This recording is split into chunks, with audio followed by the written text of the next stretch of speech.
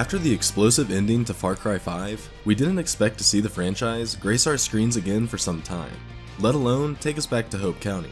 Far Cry New Dawn is a fresh step for the series, taking a chance on the post-apocalyptic side with their unique take of the super bloom after so many years without human interference.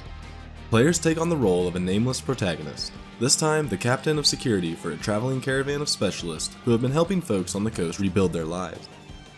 Referred to as Cap, the game begins as Kim and Nick Rye's teenage daughter has come to ask for help and bring you to Hope County, only for the highwaymen to devastate the train and set the game in motion. Ubisoft made promises of RPG elements new to the series, and while there are a number of options to customize your HUD, such as enemy health bars, directional damage indicators, damage counters, and more, you'd be hard-pressed to find much else in the way of new RPG features. Captions are a distraction more than a help, with the default text size being massive and the words displaying in slow, broken sentences. Eagle-eyed fans who enjoyed eliminating the Peggies will recognize the landmarks from Far Cry 5, and the game even offers a feasible reason for why the map is somewhat smaller than before. However, the smaller price tag is reflective of reduced size and content, especially the lacking customization options for your arsenal. Far Cry New Dawn is a game built around purpose and necessity. To get better gear, stronger allies, and advance the story, you'll need to collect ethanol. Prosperity has 9 facilities to upgrade with ethanol, so if you want better weapons, you need to fork over the resources. Do you enjoy scopes or silencers? The option to craft these and add them to your weapons sadly isn't there. Weapons are locked with certain add-ons and will need to be crafted as a whole, with no customization options available.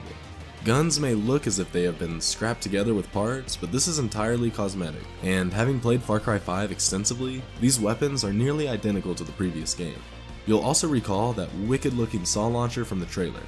This chaotic weapon is the only one of its kind I have encountered in the game, crushing my hopes of over-the-top Mad Max style weapons. In fact, if you've played a Far Cry game before, you know exactly what to expect out of combat. Scavenging is a way of life in the wasteland. On your journey, you will find copper wire, gunpowder, and all manner of other scraps needed to craft guns, vehicles, ammo, and more. Medkits will need a combination of plants found in the wild, and downed allies will need special medicine before they can be hired again. This is where Timber the Scout comes in. Timber is a dog AI and functions much like Boomer did, highlighting targets, attacking enemies, bringing your gear, and even illuminating collectible goods. While this last part wasn't as important in Far Cry 5, it is incredibly useful for New Dawn.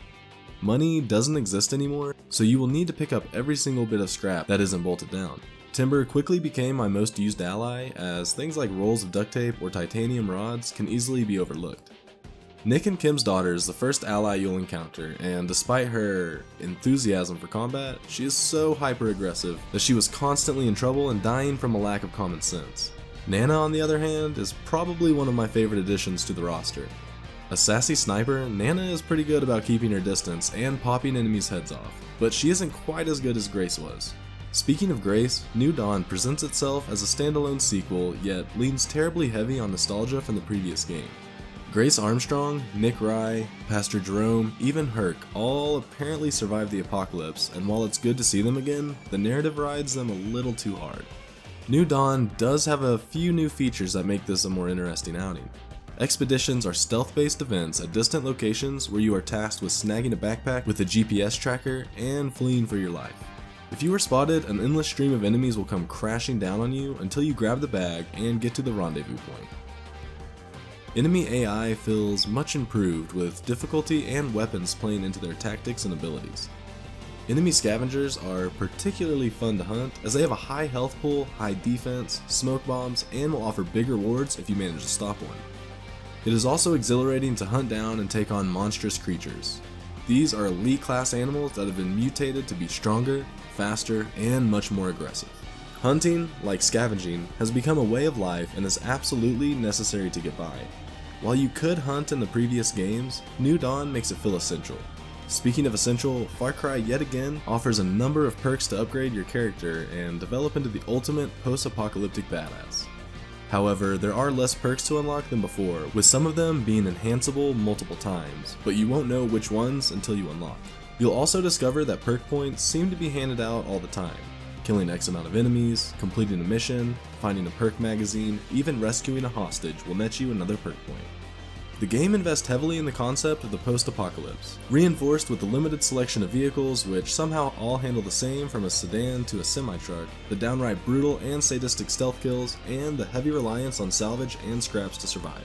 While finding these materials will be your new income, each treasure hunt, similar to bunkers from Far Cry 5, will carry Far Cry credits, which seems to be a premium currency to buy ammo and supplies. Given the abundance of materials to scrap, I honestly couldn't see a reason to include this option in the game. Salvage is easy to come by if you work for it. I particularly enjoy sniping the drivers of ethanol trucks and stealing the fuel for myself. I couldn't help but feel the initial soundtrack of the game didn't capture the essence of the experience like its predecessor did.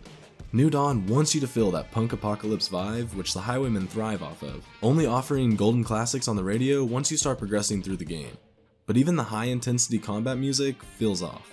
Ubisoft wants the music to help set the tone, but the tone does not reflect the music.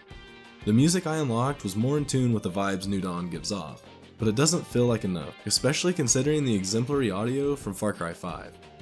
I do concede it was a nice addition to include a streamer mode in the options menu which turns off any copyrighted music from playing while streaming the game.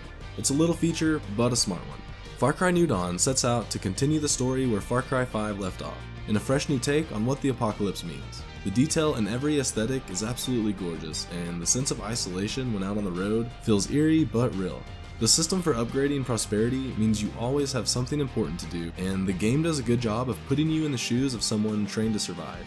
However, the lack of creative new weapons, apocalyptic customization, and what feels like less content than its predecessor really hold New Dawn's potential back.